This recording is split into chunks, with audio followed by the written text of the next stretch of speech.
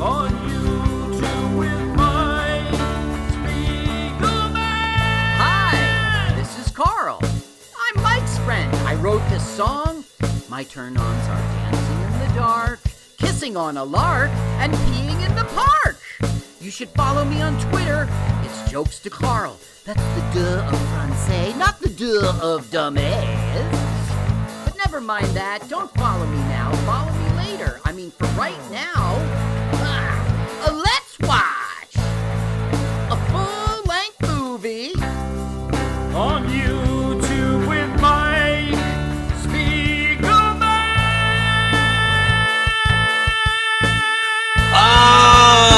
LWAFLMOYT. Let's watch a full-length movie on YouTube with Mike Spiegelman and Carl. Hi, Carl. Welcome to the show. Thank you, Mike.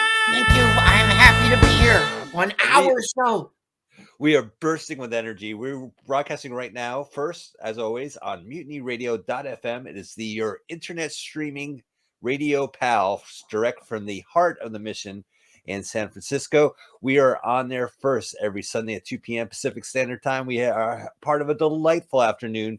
We follow Found Round Sound with Scotto, and then we're right before Ugly Sunday. So tune in, go type in mutinyradio.fm, hit play now, and listen to us every Sunday, 2 p.m. PST.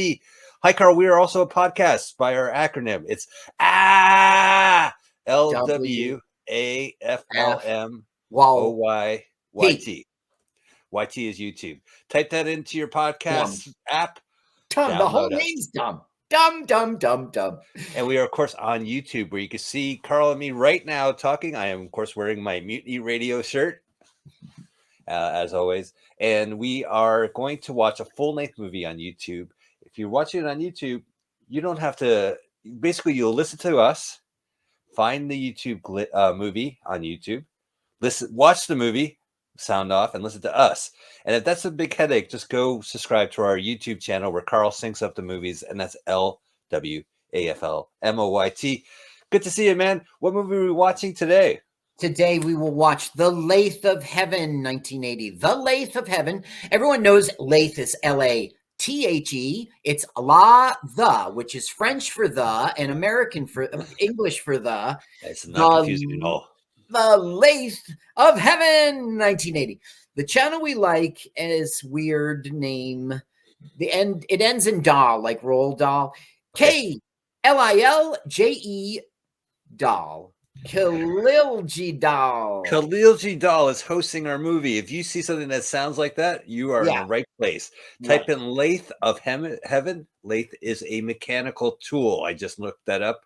It is Lathe. Lathe of Heaven. Find the link. 1980. This is pretty recent. The Lathe of Heaven. So we're going to watch this movie. So we want you to watch it with us. You find the link, Lathe of Heaven, 1980 from Khalil Dahl. And then you find it, you click it, you hit pause, move it back to 00. This might take you a couple minutes, but we have Mike, good news. That's a lot to digest, right? It's going to take a while to look up Lathe with THE. Hang on. I'm going to give you a machine for shaping wood, metal, or other material by means of a rotating drive, which turns the piece being worked on against changeable cutting tools. I have lathe metal in a machine shop. There, I use it as a verb. So I know exactly what they're talking about. It spins, and like you make the bed's posts, as it goes around. That's right. Yeah. And I know heaven, right? That's where I'm going when I die. Oh, great! Yeah, great. No, I got tickets and everything. The news? I got round trip tickets. Is that wrong? All right, let's all right, so go ahead, hit the link. We are going to say go, and you're going to hit play with us. But we have a special comedian, a celebrity comedian, that's going to do our countdown. So take your time, find the movie, hit the link, wait. Carl has a celebrity comedian. We're going to learn a little bit about the celebrity comedian, and they are going to do the celebrity comedian countdown. Carl, take it away. Ladies and gentlemen, welcome back to Celebrity Comedian Countdown, this time with Doug Carve. Welcome, Doug. Hello, Carl. How are you? All right, great. Now, you are an extraordinary comedian, okay? Oh, I don't know about that, but thank you. Oh, yes. Oh, yes. I've seen you, maybe I've seen you even 10 times, 12 times. It always, I'm bumping into you at the Comedy Cove. It's a haunt of yours, you Yes, know. But that's I true. hear you started comedy kind of late. You were in your 30s. It was the early 2000s. You had this like bringer show at the Comedy Cellar. That's what sucked you into comedy. You didn't even want to do it. Tell us about this story. Yeah, I started in my early 30s. I had no interest in doing stand-up whatsoever. A very close friend of mine at the time thought that I was, just the funniest thing walking, and I didn't feel that way about myself. I was just the guy with all my buddies that made everybody laugh. But he pushed and pushed and pushed, and he said, you have to do stand up. I think you're so. And there was a couple other people as well. And Uh-huh. he signed me up for an amateur night at the Comedy Cellar in Greenwich Village. I was absolutely terrified. I didn't know what the hell I was doing. I really felt like I was being brought to my execution, to be honest with you. And but I spent a couple of weeks working on some horrifically bad material. Mhm. And I had to memorize it, obviously verbatim, because I knew I'd be so nervous, so scared. But I put together 7 minutes, and I got to the club that night. I'll never forget. And I swear to you, I always tell people, if there was a room with a Bengal tiger and or the stage, and I had a choice of going into one of them, I would have gone in the room with the Bengal tiger. I thought it was terrifying. But I got up because there were people that came to see me, and I felt some obligation to them. They drove to the city, and Of they made course. that. Yeah, they made that. Excuse me. They made that sacrifice, and I said, you know what? I can't let my family and friends down. I got up. I did the 7 minutes, and people laughed, and it wasn't incredible. It was very raw and very underdeveloped. I didn't know what I was doing really, but I remember that it felt good. And I said, wow, you know what? I think I'd like to do that again. And the rest is history. I mean, I did a few more shows there, and then I started to get into the circle of comedians, the amateur comedian circle. Excuse me, I apologize for the hoarse voice. I got into the circle of amateur comedians. I started finding some rooms in Jersey, closer to where I live, Yeah. and I started traveling around and learning the craft. And I got up on stage as much as humanly possible. I used to seek out the toughest rooms as I could, because I felt like the more I challenged myself, the better I would get. Mhm. And after doing it for a little while, I started to get some quote unquote job offers, Yeah. where people would pay me, $5, $10, $20 to host a show, gas money essentially. Mhm. But it was cool. And at the time I had a good job. I was making decent money. But for me to be paid even $1 to do something I love to do, because I fell in love with it very quickly. It was a dream, because I had never been paid to do anything I loved. I thought it was like a fantasy, and I slowly but surely kind of moved up the ranks. I got some better opportunities, and eventually people started featuring me. And now here I am now today, and doing headlining spots, and it's a tough road. I always tell people, you got to treat it like a job. You got to treat it like a profession. You got to put your nose to the grindstone. You have to be reliable. You got to put in the work, and you have to have fun. That's the most important thing. Yeah, you have to have fun. That is the most important thing. Do you think that if you bombed the first time ever, if you didn't get those laughs, you wouldn't have been inspired to go on? Um, that's a good question. I've never really thought about that. I don't know. I think if I did horrifically bad, it Yeah. may have deterred me a little bit. Um, it's not like I got a lot of laughs. I got a few laughs, and people were smiling, and I got some laughs here and there.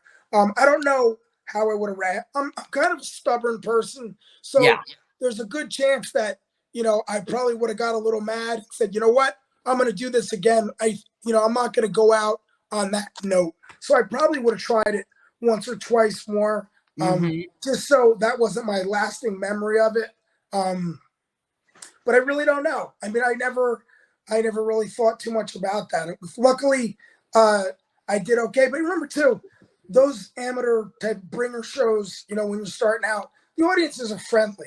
Yeah, They're there to absolutely. support, newer comics. They're not people that are like, now you're working in a pro club. People are paying good money. So the expectation is, they're going to be entertained. They paid their money. It's like anything else. They want their money's worth. When you're doing some of those types of shows, luckily the people in the audience understand that everybody's kind of starting out.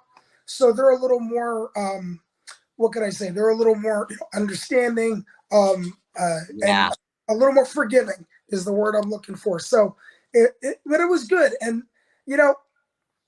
I tell, the newer comics all the time, you just got to get up as much as you can. And you can't worry about the reaction necessarily. No one, I always tell people, no one remembers how Derek Jeter did in Little League. No one cares. It's irrelevant. You can't miss any rungs on the ladder. You have to put in the work. And frankly, I always tell women and men that are getting into this, find the toughest rooms, find the tough spots, go to the places where people are least likely to be receptive, and it'll make you stronger. And that was something that I did, and I'm glad I did it. A lot of comics are looking for the feel good spots in the beginning. That's a mistake. It's a mistake.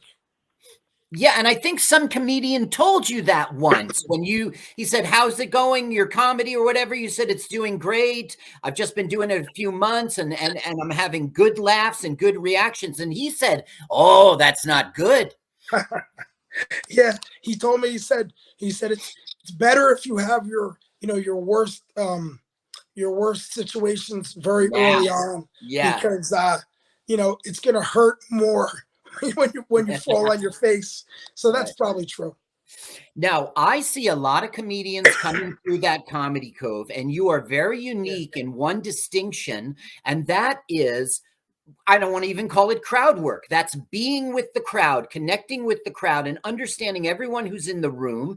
More than half of your time that you do on that stage, I know you've got all the material to fill that time too, but more than half of your time is working with the crowd. So my question to you about it, because I've seen you like 10 times, it's obvious that you have a lot of experience with that because you handle it so well. Tell me about the times when you were learning that, doing crowd work and making mistakes, pissing a guy off, getting a reaction. That must have honed you to do it so well today.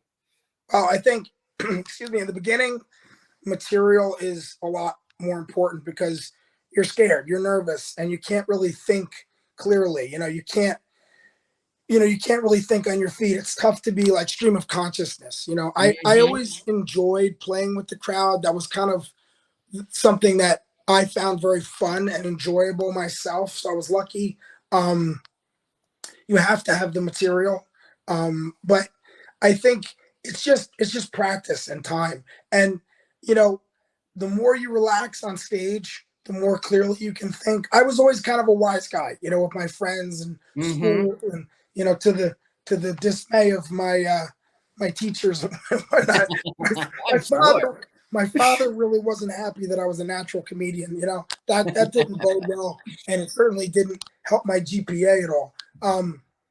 But I think for me, the crowd work part, it's kind of my natural thing that I love. And as I progressed and got more relaxed on stage, I think you kind of morph into what you are. It's no different than an athlete or anything else. You start out learning the basics, you get that framework of the basic fundamentals, and then you kind of, as you relax, you kind of develop and you develop your own uniqueness. And I just enjoy the crowd work because it's fresh, it's new every night. Sometimes comedians are doing the same material over and over, and it can get boring and dry for them. Yeah, and I think the audience likes it too. They enjoy the interaction. Okay, now, Doug Karpf. Everyone at home is ready to, it is you, and it's not a PH, right? It's a PF. It's a PF. The P is silent because we don't like to get spit on when people are telling us our name, right? Listen, since the P is silent, why don't you just make it PF? PH, that's the same thing as PF. Right? I'm not messing with thousands of years of my ancestry. I don't need more bad karma. Okay, now Doug Karpf with a PF. Right. Everyone at home is poised to watch this film at the same time as we do here in the studio. So everyone at home must press play on their device at the same time we do here in the studio. So why don't you go ahead, Doug Karpf, and give us that celebrity comedian countdown. 3, 2, 1, go. Thank you, Celebrity Comedian Countdown. Very informative. I look forward to listening to it. And now I don't know what the fuck I'm watching, but I'm really into it. Is this like a movie production title card? No. We are looking at I don't know. What are we It's looking at? supposed to let you know, like, this movie is sort of cosmic in a way. It's larger than some. You're called Machine Tool of Heaven, and you're going to let me know you're cosmic. Well, the lathe shapes the wood, you see, and this guy shapes reality with his dreams. Oh, you know what? Can I get a refund? I'm done. Wait, is he like, oh, I love her, but she will never talk to me, and then he meets her in her dreams? No, that would be National Lampoon's Lathe of Heaven. Right, I of wish course, I which would we're get writing. Which we're currently 72 working on. Virgin. Right. No, this was a PBS film, and this was a big deal. It was a project called TV Lab. It's like PBS's first made-for-TV movie ever. Wow. It was done in New York, even though it was funded out of Boston. You know how PBS is all about. Oops, I dropped the bomb. Nuclear I did it again. Explosion. Don't look directly into it, Carl. That'll mush your room. Isn't that funny? Like, the explosion will mush your room. It's a mushroom. Oh, right. It does mush your room. Okay, now here comes George. And George is fucked up from a nuclear explosion. Is he the last man alive? Kind of thing. Yeah. He's not. There's a population that will live on after the devastation, but it's going to get interrupted by a dream. Cool. Oh, stop sign. You should really, George, respect the sign. This is when society breaks down, when you have a nuclear war. People don't even stop at the stop signs. Man, you used to see Carl when he has a camera. He's like, do you see this abandoned building? Boom, we're making a post-apocalyptic movie. I want you to crawl on the ground. I'm picking you up. As soon as you get back from Brandeis, I'm picking you up. And we're going to go.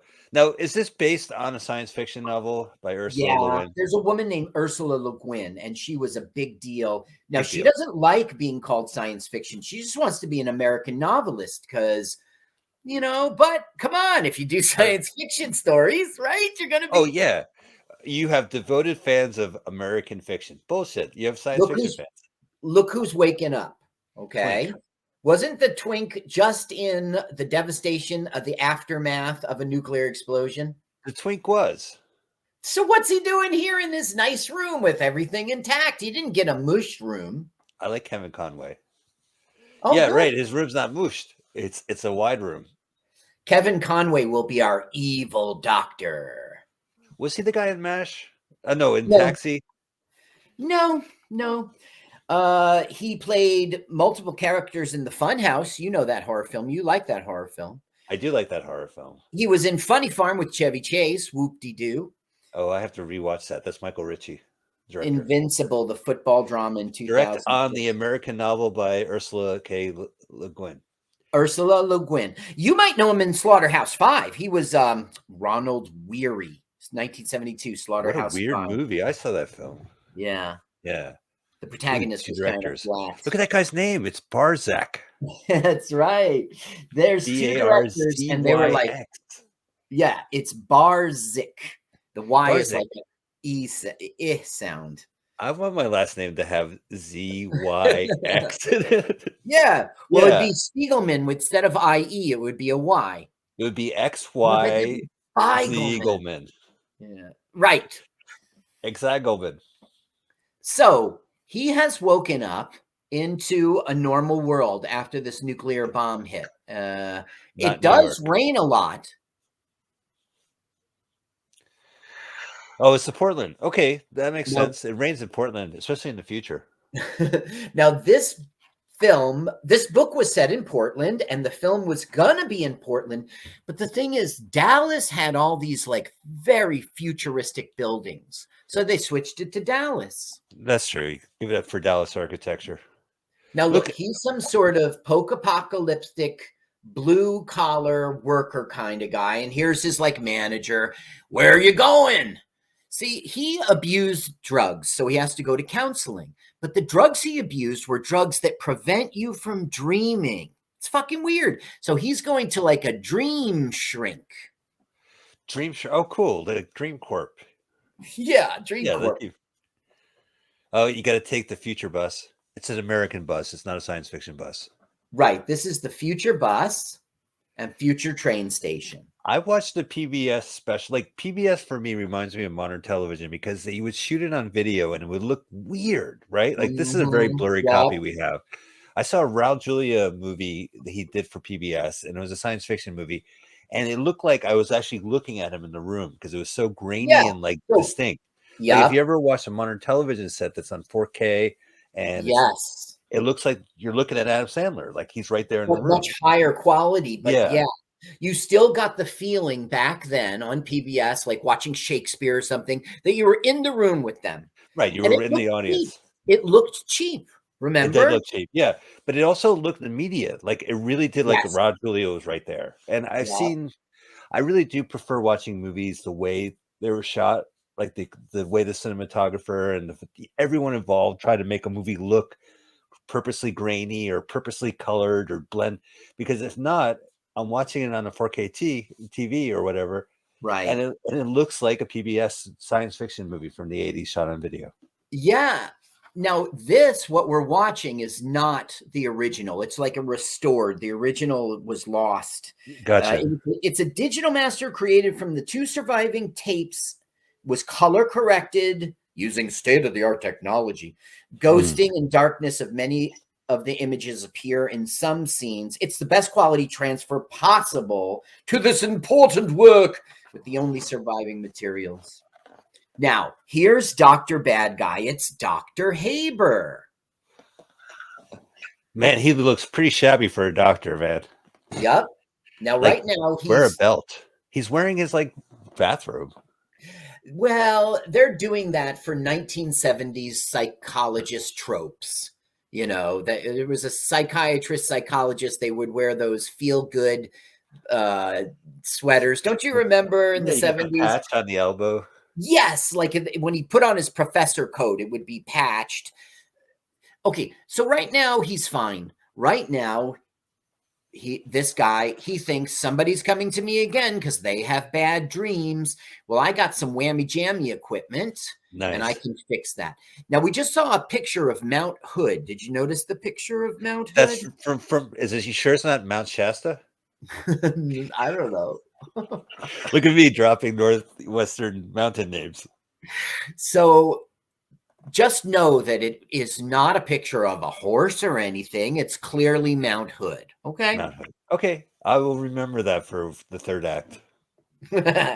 When he's climbing Mount Hood. So it'll come up a lot quicker than that. So right now we're just getting that. Hey, come on, pal. I'm your shrink. You can open up to me. Let's be buddies. But he's doing it with a sort of pompous attitude, like your health is in my best interest too, George. You know, that kind of like. But future George is not buying it, right? Like he's just not. No, George, he is. He's got something to tell the doctor that the doctor's not going to believe. Whatever he dreams comes true. Of course, the doctor. What? He just dreamt about war. Right. He dreamed. No, he was in a nuclear explosion. It's a little unclear in the story, Ursula Le Guin. He's going to tell a story about when he first dreamed, and it must have been before the nuclear war. So, but the nuclear war sort of starts his powers. You see, it's a little mixed up in the plot. Gotcha. I'm actually looking forward to this movie. I've always heard of the author, and I never read any of her stuff. She was a big deal. She was a successful person. Let's see. She died in 2018. Wow, that's So pretty good. recent. No, that's good. Yeah, but she missed the pandemic. Woof. That was close. But she was around for 9/11. Yes. Now look at the bubbles, right? Right. This is like, it's a technology that's not explained. He can make you rapidly go through your sleep stages. So poof, you're in REM. You're in your rapid eye movement dreaming state. Green Go the Gushes. Right, Yeah, there it REM? is. There it is. Why can't you say green grow the rushes? Why can't you say it? Green Grow the Run, because it doesn't make any sense. Green People don't talk like that. rushes. You name a No, people title don't after talk it. like Not only that. do It was people say that, so they named a fucking movie after that. God, no, and a it's an song. old folk song. Like people would talk like that in like 1810. You know, it's Oh an my! old folk song. I don't like it. I don't like it either. The rushes grow green is how we would say it. And a rush is like weeds, right? Well, it's Okay. a swamp weed. Swamp weed. All right, I Yeah. got you. Okay, So now he's in REM sleep. He's dreaming about Michael Stipe. he said, well, right now he's not actually sleeping. He's saying, tell me about the first time this effective dream of yours happened. So he's remembering when his aunt came to live with them for a short time because she, I don't know, down on her luck, some bullshit. She's always coming on to him. Now, Carl Haupt is 14 years old, sitting on the couch watching PBS. There's Tell me. nothing in his world called pornography. No, the best he has is the Sears catalog, the bra section, because they're photos, you know, check it out. They are photos, technically. Yeah. So now he's watching this movie, The Lathe of Heaven. That guy's face I know, and I couldn't find it in the research. No worries. He's watching The Lathe of Heaven, and here it is. This gave me a boner, and I Wow. remembered it for months. Watch, keep watching. Yeah, watching, first of right? all, it's popping out, right? That's number. It's a little chilly in there. That's Well, okay, I hear you. now And her watch. Whoa! It's Smack! Now remember, I'm 14, living in a world without sexuality. You see something a little sexual, and you go, "Wow!" was that a relative or like Yes. a family friend? Yeah, she was always coming on to him as a joke. And he, one time when they were alone, thought maybe she's not joking. And he tried and he got smacked. So now he goes and dreams of her exploding in a car crash. Patty. Guess what happens in the morning? She never lived with them. She still lived in what I think it was Houston or something. Look, she's getting a letter. Your sister has died. Oh my God. So he wakes up and like the family never had the experience with her hanging out. That's right. He never had that embarrassing thing. He dreamed her to die in a car crash. And he's telling the future therapist this. Now, you might know his face from Willard. Look behind him. It's Mount Hood. You see Mount Hood? It's Mount Shasta. Listen, as a Portlandian. Uh-huh. Uh-huh. Oh, you're an Oregon? Oh no, actually, isn't that Seattle? Shasta? Oh no. Good water, man. I recommend their bottled water. Mount Shasta. Rainier. Mount Rainier is Seattle. Yeah, that's close too. It's near. It's so Rainier. Seattle. Future Doc. Okay, I think you're a little future crazy. Yeah, so he's going, you see, doctor, I killed her. I killed her. And he's like, there's a difference between dreams and reality, George. I'm sure you understand that. You know, he's not getting it. So the doctor thinks he dreamt that he spent weeks and weeks with his aunt. Yeah, aunt. No. He told the story of his first effective dream. He killed the aunt, and then he got all stressed out and manic about it. And then doctor's like, "Calm down, George. It's just a dream. I didn't mean to kill her." He thinks he's crazy. Right. Phew, here, do that look. My God. Woo. I gotta quit BetterHelp. This BetterHelp gig sucks. Oh, casino? No, this is the future. Like we've talked about It's this. like a bureaucracy. I mean, just like, yeah, it's the future, but like in the 1970s, they had bureaucracy, they had things on paper. So just like last episode, the 1930s carried into the future. This is a little funny. Let's turn it up. Okay, hang on. Says here you've begun voluntary treatment with a Dr. William Haber, correct? Yes. Now, he was in Willard and the Rats. This Yes. guy, our hero. Only I have I a know prescription that from movie. Dr. Here's my 1970s paperwork in the future. All right. Like if it was today's movie, we'd like, let me see your float screen. But don't abuse it. There's like file cabinets behind them, Yeah. like card catalogs and Dewey Decimals, and look at that, they got Exactly. files. All right, so you Inboxes. turned it off. Not my jurisdiction. Next. Okay, never mind. Sorry. He goes, well, I have trouble with these dreams. And he goes, not in my jurisdiction, and shuts him down. Bureaucracy for you. Okay, so now we have the dream meter and all the modern 70s dream stuff. Silly I stuff. believe it's the dream machine. That's They live inside of my my head. head. The dream machine, they come to me in my bed. The dream machine. Arrest me. Oh no. Oh no. Remember, you ever see Nightmare on Elm Street? And the Yes. mom turns to the doctor and she's smoking a cigarette. She goes, Doc, what are these dreams? Right? What are dreams? Yeah. It was a great moment. Now look behind his head. Is it Mount Hood? Yes. Okay. He's wearing it as a hood. Interesting. Mountaintop. They can't even All like right. Paramount. We Oh, tried I'm pitching sorry. this. No, we tried pitching this movie to Paramount Pictures. They said no. Best we could do is a photo of Mount Hood in the background. And PBS. So now he's going to use that dream whammy jammy on him, in which he goes through all of his phases. Here, sign this. You won't sue me when you go crazy form. How many times does he sign it? Once, and here, right? The bureaucracy here. bag. Here, initial here. Now, the thing why this technology doesn't make sense is it's like sort of just like, is it going into his brain electrically? You know, I don't get it. Ooh, look at that PBS graphic. Yeah. Like I definitely would. TV Lab was funded with $750,000 only, and $250,000, which was considered a lot by them, went into this, which was considered the pilot.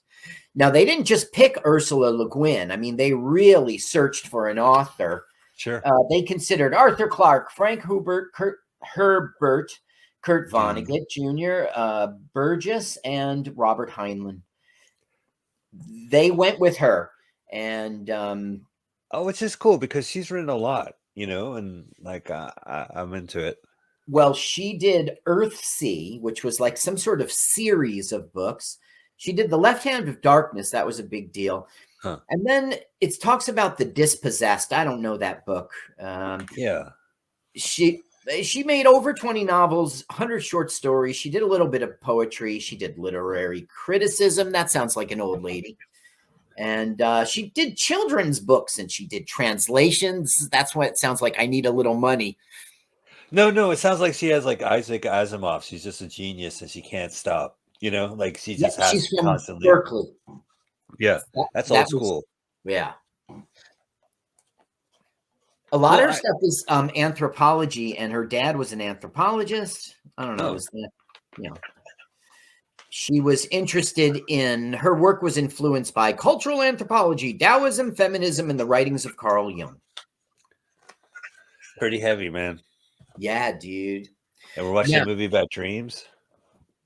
Right. Now he's putting a whammy jammy on him, and he's going to tell him what to dream about. Dream about a horse. Dream about a horse. He wakes up. It's like, that horse never existed. By the way, I got a letter from the horse's manager. He caught on fire. Well, oscillator. Call him on the phone. Call him on the phone. I can't. He's hoarse right now. He can't talk on the phone. He can do You shrank him. He's a little horse. You are beginning to dream now, George. REM patterns are normal. Unusually, something unusual. Wait a minute.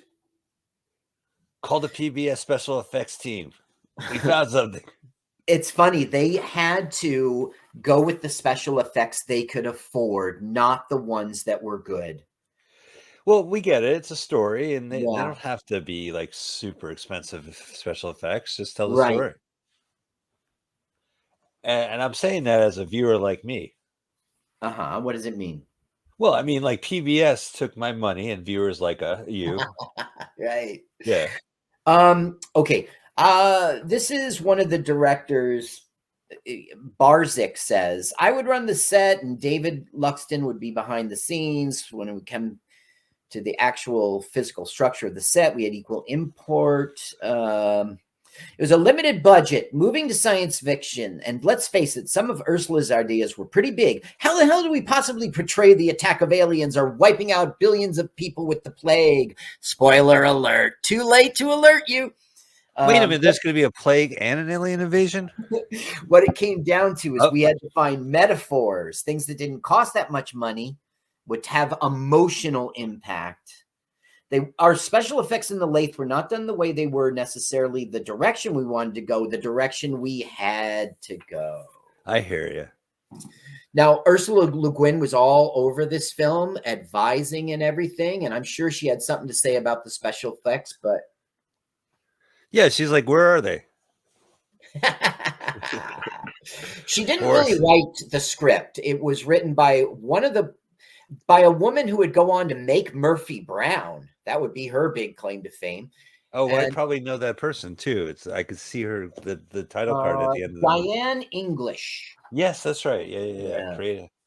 So she created Murphy Brown. The other writer, he did Porky's. He did Breaking Point. Wow. Yeah. He wrote Porky's, huh? Yeah, 1981. So it's right around this time. So he's being deep and meaningful, and then he's writing fart jokes. Oh, right. And what was more successful? Look at the picture. And where's Mount Hood? He goes, that's the Triple Crown winner, so-and-so. That's Seabiscuit, George. It's always been there. No, it was Mount Hood. Carl, you brought it up 17 times. It was obvious. Oh, so he's like... Now, this is my fourth time watching this film. As I watch the Doctor and listen to the way he talks, I don't think he knows the picture changed. Okay? Here, let me try it. Yeah, I remember it, don't you? George, that is Tammany Hall, the Triple Crown winner. Oh, my dreams. They make it reality. Now, remember when the aunt died, the family did not know she had ever lived with... Okay, so that's another weird thing about the plot. Soon he's going to know. How could he know? I want to mention, like, speaking of championship horse, I'm on the Seabiscuit diet. Oh, you see a biscuit? And I eat it.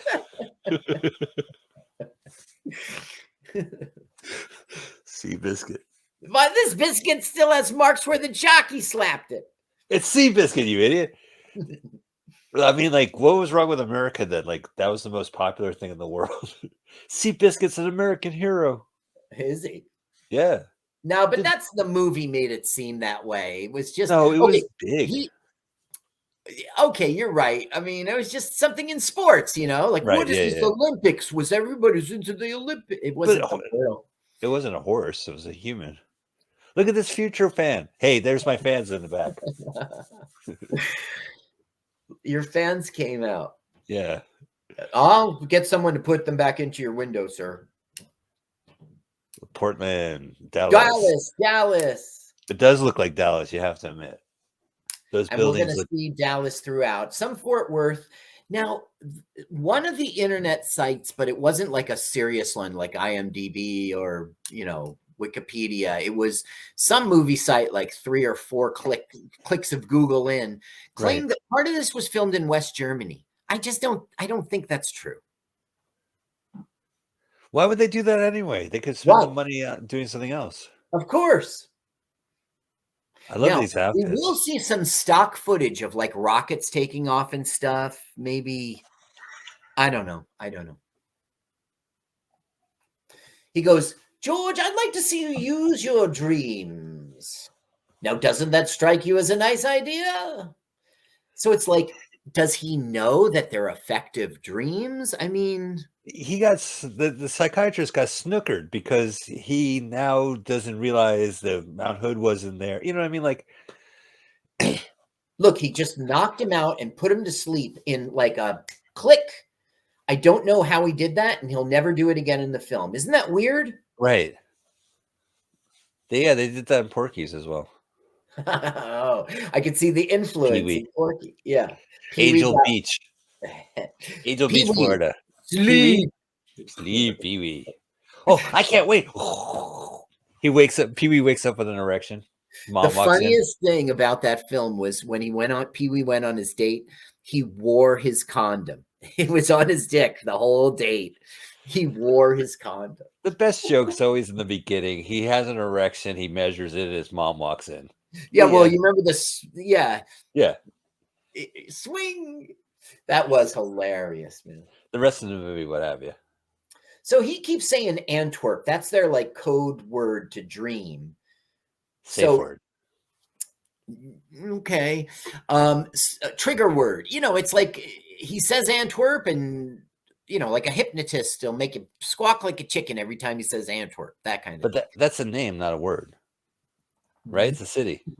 Right. They're just using it like I might say raspberries. You know, they're just using it as a. Okay, so he asked him to dream that this dreadful rain in Portland would go away. If it worked, the doctor would have never remembered there was rain. He would be in a world where there was never rain. Agree, Mike. So that's what's wrong with the film. You see, he goes out there and the rain goes away and the sun comes out. So maybe he's I don't get it. No, I just you're with me already. I don't get it. They must use the green screen there. I think it's because the doctor is trying to manipulate it himself. Like he wasn't conscious of the horse taking over the reality, but he's trying to toy with this guy. So he's kind of conscious of what he's doing. Yep, you're right about that. But that's dangerous. That's a dangerous game to play, man. That's funny. That's what George is going to say. Yeah. Because he thinks he's in control, but he already whammy jammy the doctor. Whatever George dreams, you're going to get. So you can suggest stuff to George. That doesn't mean he's going to dream it the way you said it.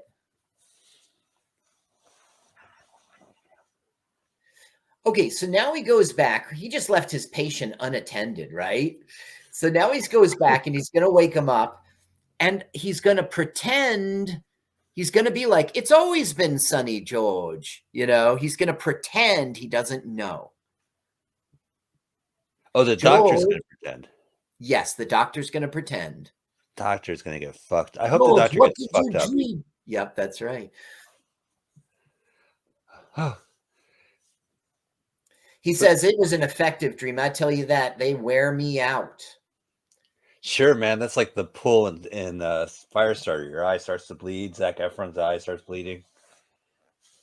I was having a picnic on Mount Hood in the rain with Genghis Khan, and his umbrella leaked, and the sun came out. Oh, they have online weather back in '79? No, it's the phone. You know, you hear the automated recording. Weather. 1-800-WEA. Right. And you're there with the rotary phone trying to figure out what a W is. So you must have the subtitles on, right? Yeah, I'm rocking the subtitles, Carl. Because that's what she came in and said. I have the weather online for you, just like you asked, sir. He did ask in the hall. He's listening. It's like, temperature is 105 degrees. A lot of sun. Celsius. Fahrenheit. It can't be Celsius. It has to be. Yeah, I think someone at PBS has another metric system. Yeah, because you would be, that'd be like, that's what she set the oven to. This is kind of cool. I like these future. It's 0 is freezing and 100 is boiling, right? So yeah, 105 Celsius. So he's going. I liked it better when it was raining, and George overhears that and says, "He knows. He knows. He knows that the doctor knows." So he's going back to confront him. Right. But the doctor won't let on that he knows. Oh, but he has to know the doctor did that. I Did wouldn't trust the what? doctor. What? Fucking, you have to have trust between the doctor and you, right? Like the doctor can't turn you into a chicken and then make you lay a dozen eggs and not tell He you about does. it. He does not trust the doctor. Good. The doctor is making him squawk like a bird and lay eggs. Yeah.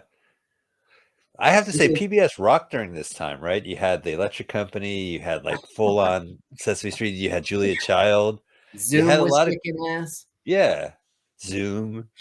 That's right, Zoom came out. You Yeah. had the News Hour with both Master guys. G's Theater. Oh, Alistair Cook, man, every Sunday you'd be hooked to the PBS. It was relevant back then. It wasn't just hours of craft animal cartoons and No, I mean, we had 13 channels and they were one of them. And they were they like, were damn Channel it, we're 13. not going to be a network. We had Channel 13 as the PBS channel. Funny you should say we had 13 channels. Me too. Yeah. Yeah. Well, we grew up the same place. Yeah. We're in the tri-state. NBC is 4, CBS is 2, ABC is 7. 7. But you know, I PIX see is 11. 10. PIX 11. Is PIX still around, WPIX? Yes. And they Yes. still do the 11. They still make it look like the World Trade Center? No. No, I they take don't that know. part I out. don't know. I don't watch it. But Yeah. I know that a French curiosity shop was interviewed on PIX and I saw it on YouTube, so I know they're alive. Okay, so he goes to this lawyer because it's all the part of the paperwork. He was abusing drugs and they signed him to a therapist. He goes, I want a different therapist. And she's like, you got to show cause. You know, I can't just switch your therapist. Right. And it's like he's using me like a guinea pig, and she's just shutting him down, you know. But he's right. I agree with him. Look at that Well- electric sharpener. But even in the future, they have pencil sharpeners. Well, they still had pencils in the future. It looks pretty cool. Now she will actually become the third person in our film. She'll become the third player. And it's a little awkward how she's not in the beginning because this isn't an Act 2 person. Right. I don't know if well, she had a famous performance in The Color Purple in '85, Shrug Avery, and she was nominated for Academy Award for Best terrific. Actress, in a supporting role. Her name is Margaret Avery, but she's Heather in our story. She did a lot of work here, but I don't know if you'd know any of it. Well, I don't. All the serious Spielberg movies I avoid. If there's an alien involved, I'm there. But if there's like nothing science fiction, I don't watch his movies. I don't really. I don't find an alien in one of these titles. Okay, yeah, I don't think I've seen it. All right. Well, how about there's one with a fish? Would you be interested in? Okay, she did The Fish That Saved Pittsburgh in 1970. I saw that movie. That's a great movie. All right, maybe you've done these movies. Hey, so The Fish That Saved Pittsburgh is because they were all the same astrological sign, Pisces. Mm-hmm. It was this, I think the kid's name was James Brown III, or I don't know. No, I'm mixing it up. But it was a kid who... You're making it up. He saved the Philly sports team. God. It's not literally a fish. Okay, it's just the Pisces symbol. Okay, so... Here, Cool Breeze in 1972. Which Way Is Up in 77. Scott Joplin in 77. White Man's Burden in 95. Oh, I saw that. That's when John Travolta, like it switched, like white people were the... Oh, I heard of that film. I never saw that. I got to go see that movie. Welcome Home, Roscoe Jenkins. Meet the Browns in 2008. Proud Mary in 2018. Oh, I seen Meet the Browns. Okay, 2008. And she was on BET in Being Mary Jane for like 4 years. Oh, is that a reality show? Lead character's mother. All no, right, I take it back. Drama. So she's been acting constantly. Yeah, yeah. I see a gap from the... She was active in the 70s, and then there are gaps. Once in the 80s, once in the 90s, and then... Well, she has been in things consistently throughout all the decades, including ours right now. It looks like she played the mom in that saved Pittsburgh, and the kid's name was James Bond III, the actor. Uh-huh. Yeah, yeah. You should see that movie. My brother and I love that film. Oh, It okay. they do this stunt. You have to it's VOD. You can't find it on YouTube. But if you have a chance to, I would go to your Netflix DVD service and see if they have the fish that saved Pittsburgh. Okay. So noted. Look at Dallas, man. Dallas architecture is so normal. Modern. Is it modern? I don't know. It Okay, was. so his effective dream essentially gave the doctor his own dream institute. And look how he's dressed. Remember how he was dressed before? Sure. Yeah, right. We complained about it. Now he's in like a computer center. Look at him looking around, noticing himself. He's so weird. So they both are aware of the whammy jammy. Well, he's still pretending he is not aware of it, the doctor. That's so what a sleazy doctor. Here's the receptionist. Ooh, actual clipboard. Thank you, nurse. Usually I have a box of cereal that you put a piece of paper on it. I sign it that way. Clipboard. There's a stuff in the background. Bloop, bloop, bloop, bloop, bloop, bloop. So he goes, put George down for an appointment at noon tomorrow. And he goes, no, doc, we're done. We're We're done. done. You got your wing. We're out of here. I got a job. He goes, therapy is more important than your job. Wow, what a cool looking office he dreamt up. Mm-hmm. And, Dr. Haber's loving it too. I mean, so George protests, but he still does it.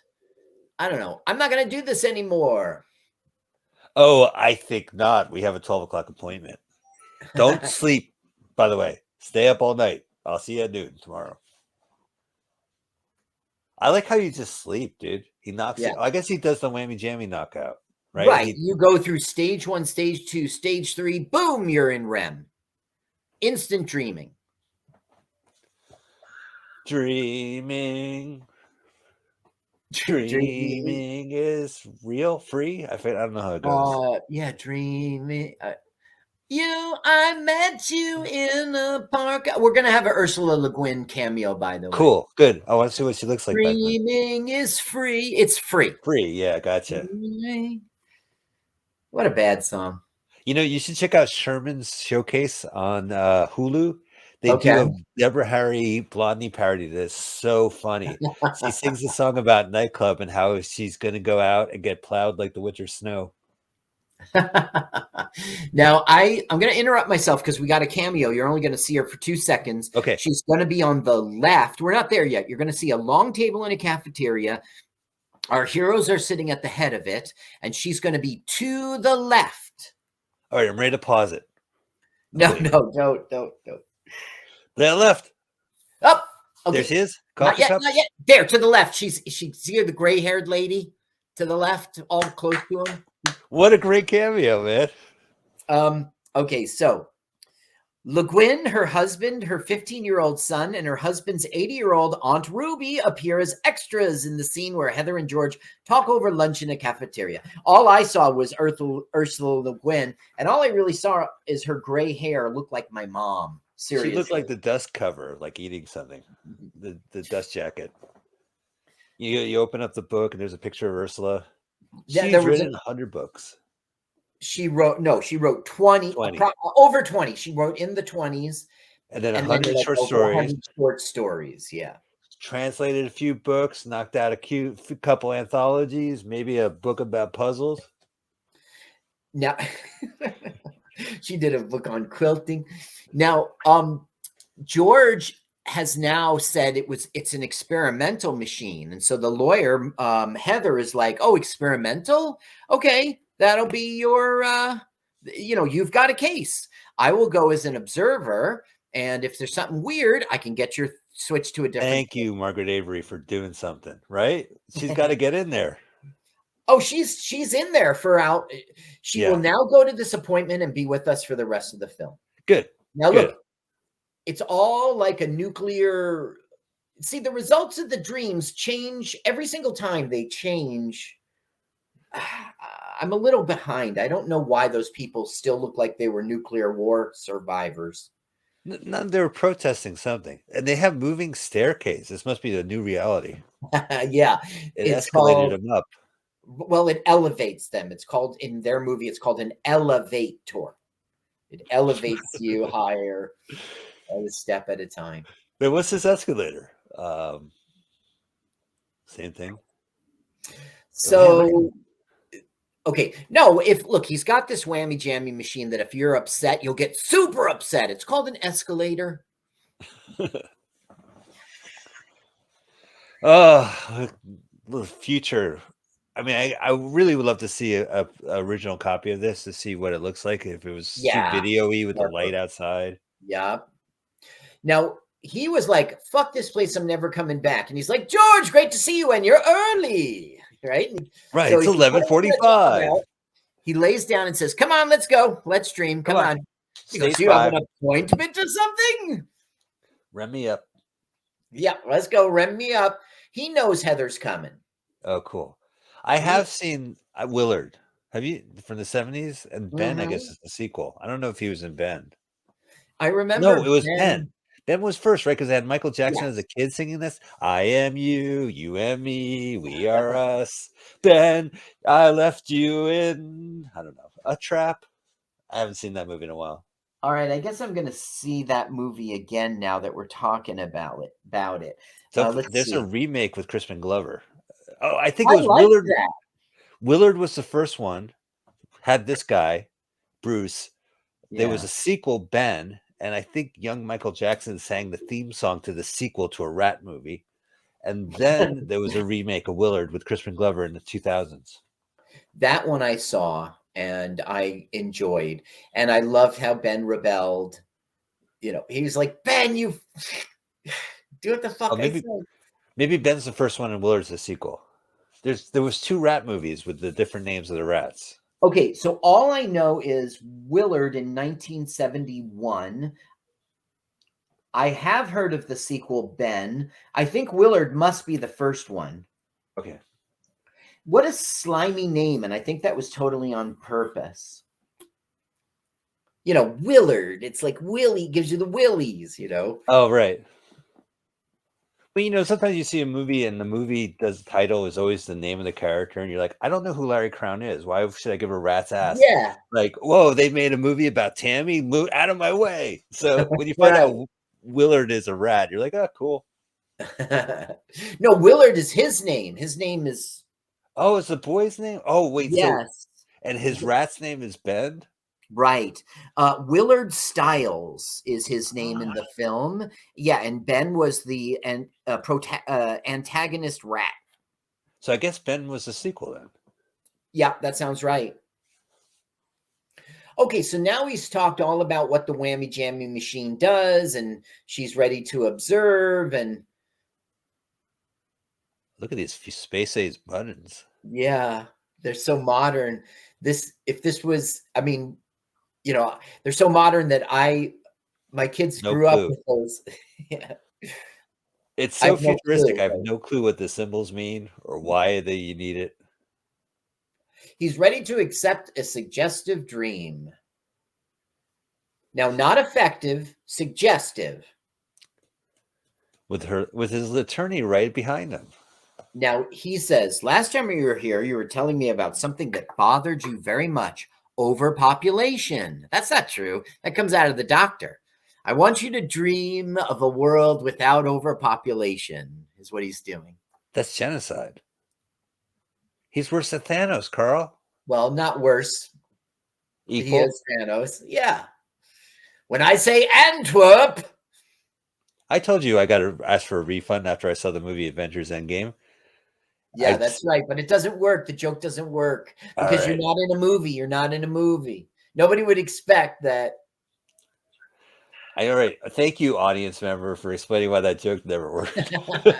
You should say something like, I was so upset that, like, you know, I took my wife to see. I was hoping when Thanos snapped his finger, I'd only have the one ticket charge. There you go. I had a Something like 50% that. chance. Usually you fix my jokes. Okay, now, due to budget, they couldn't show billions of people dying in a plague. So they did this metaphor. They have him dreaming of dining at a table. There's Dr. Haber, and it Right. seems like he's in the dream, but he's not. Of course, George must be dreaming him, but throughout the drama, throughout the scene, he acts like the Dr. Haber we know. So look, people are going to start to get old and die. Oh. I thought they just threw like fishnets over him. Yeah, look, the doctor's picking up on it. Yeah, that's what I mean. Like he's dreaming the doctor, so They're in the room, and he's definitely the doctor's kind of pushing this along. yes. Yeah. We can't afford millions of people dying or slow. The best PBS can do is throw a fishnet over people over dinner. Now these guys, they were trying hard. They were trying hard, and they did this 1972 film together called Between Time and Timbuktu, and it was based on Kurt Vonnegut book.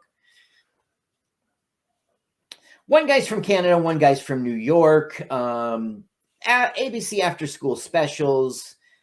This was their golden time in which they got to work on TV Lab for PBS and make cool films like this.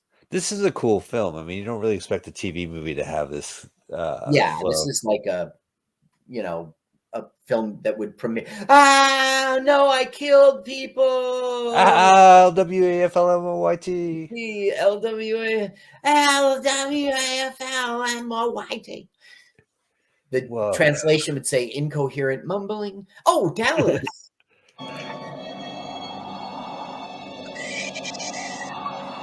It's the sound of the no drama. rain. Where's half the population, you bastard? They're okay, right?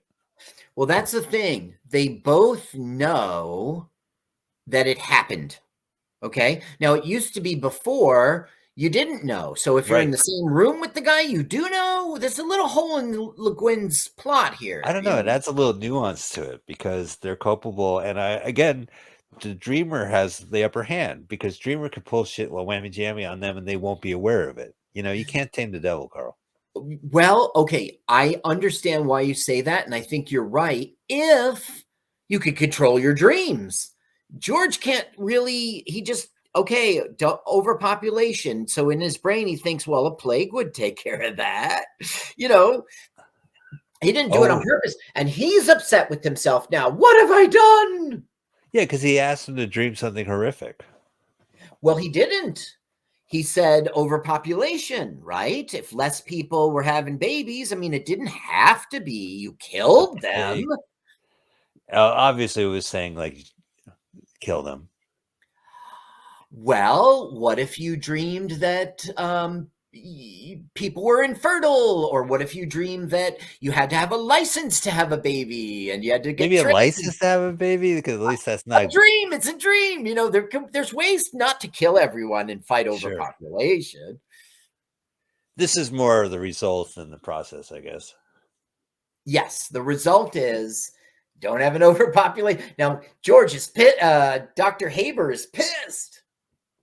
You sick bastard. You should go to therapy. The plague ended 5 years ago. We are the survivors. Life must go on. You remember the plague, don't you? Look at Heather. She's emotionally distraught. Does she remember the plague? No. I guess she does. But does she remember the world without the plague? Yes, it seems. Why else would she be freaked out? Yeah. Otherwise, they'd be like, good morning, George. The plague's over. It's good times, Crazy. Well, put him back to sleep. Dream that you had dinner with more guests and wake up. I'm sorry if you found this distressing, Miss Lalash. Goodbye. See you in court. See you in court. So they're all like shell-shocked. Yeah, but who would have thought? I'm acting. Ooh. Mulligan. Hey, you know Well, that we last really did iceberg? it this time, didn't we?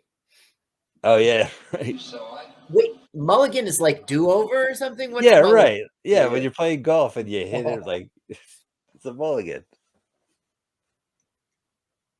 6 million people wiped off the face of the earth. What do you want me to say?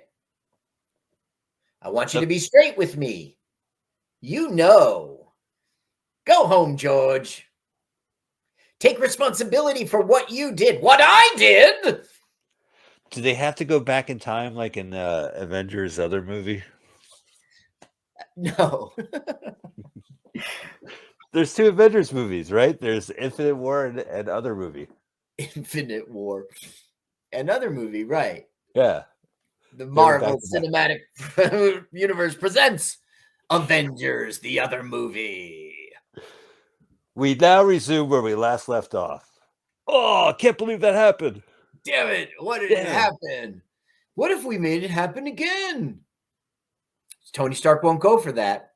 Tony Stark, no. He doesn't want to lose his daughter. Very selfish, actually. Well, don't forget he created Ultron and wrecked the Yup. shit up. So Yup. he is very selfish. It wasn't on purpose, but he did make Ultron happen. Yeah. So what are they going to do now? Docs have any ideas? They got to go back in Dreamland, right? Well, no, but there will be another dream in which the doctor's like, you got to go back in Dreamland, and he won't. George won't do it. So he's like, I'm attempting to make the world a better place, and my dreams have destroyed the world at the same time. Is it really a better place? It's like supposed to be deep, and maybe we should be listening. Sure. 4 years ago, April. Okay, 4 years ago, April, that was that nuclear bomb. Remember? You're worn out, George. You'd better go home and get some rest. The session's over. You go home, George. Now, I don't get George, like, why. I mean, he is a beta personality, but I see what you're saying. he tries to be alpha and he accuses him of stuff, but he always gets shut down with things like, go home now. That's what shuts you down? What You know? other choices does he have? He's going to force the doctor to go back into Dreamscape and resolve Well, everything? at this point, I was wondering why they didn't try to undo it. Yeah, immediately. Right. Because then that will happen later. I'm acting. Okay, PBS, for my character's sake, I want to look out at the barren landscape. How about if you just look out the window?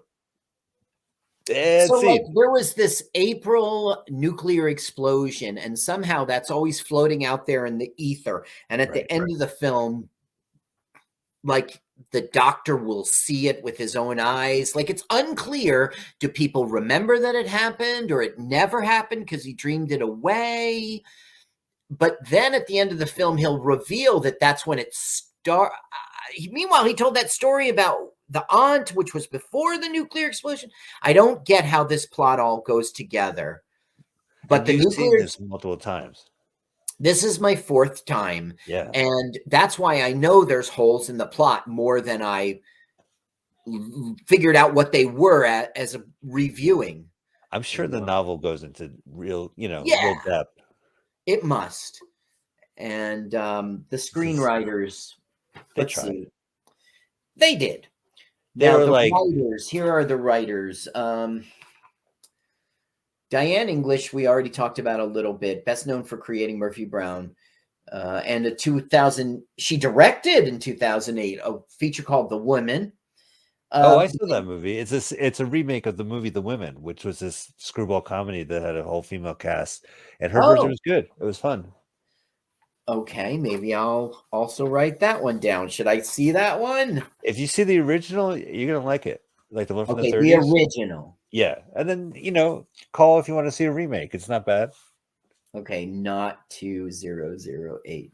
She started her career at WNET PBS affiliate New York, working as a story editor for the Theater America series, then an associate director of TV Lab, and she wrote a monthly column on television for Vogue from 77 to 80.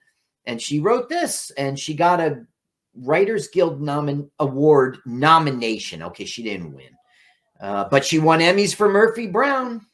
Right. Okay, now this is a bit of a lull or a lag in the plot. They got rid of people. Heather wanders off. She can't call George. She doesn't know where he is. She wants to talk to him. Now we're having a confrontation. Why don't we listen this time? If you insist. He's going to admit that he knows it's effective to George. him. I just wanted time to sort things out. Yes. I know about your dreams. I've known for quite some time. Okay. Now, his reaction is strange to me. He goes, "Thank you for being honest." Yeah. Instead of I'm going to saying you're strangle you. manipulating me. Yeah. Do you think he's a beta, not an alpha dog? Yes, he's a beta. Now he's walking away and he's like, "You've got a great gift." And he's going, "Don't you understand? We're not doing this anymore." George went through some sacrifices too. He only has a 3rd-story office now. Right. All right, let's listen. It's man's mission to build a better world. Things don't have purposes. I don't know if life has a purpose. I can't say that it matters. It is. We are. That's that's a Taoism kind of Ursula Le Guin thing. George, I know. They just threw it right in there. Harness your power. Well, it's in her book, I'm sure. It was also in Porky's. It might not be her idea. She didn't like Porky's. Because it doesn't work. No, Porky's would come later. This was written in 71. Porky's was in 81. Gotcha. Taoism influenced Porky's, not Porky's influenced Ursula Le Guin's Taoism. I can't let you use me anymore. You go, girl. That's it. Stand up for yourself, George. You need me, George. You know that. Without me. Without me, you're nothing, George. Oh, look at him. What an asshole. Vulcan death grips him every time. Now, what does it mean? Why are we cutting away? You know, in a film that one scene should lead to the other. And if it's an abrupt cut, there's a reason. Like, meanwhile, back at the lab, you know. But there's some television flourishes, an exterior shot, or like okay, we were in the hall. He falls down. I'm not doing this anymore. Now he's in the couch getting whammy jammied again. You've watched pornography. They're talking in the hall. They cut to a painting on the wall. Then a good point. They're in the office doing it. You're right. I do accept that in pornography. Why wouldn't I accept it here? It's seminal science fiction PBS work. Slouch. This was only filmed in 2 weeks. Really? That's very impressive.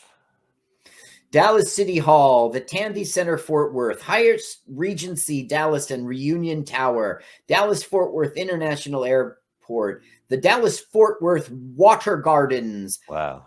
A vacated mobile oil building in Fort Worth. Dallas was also used for this kind of futuristic look for RoboCop and Logan's Run.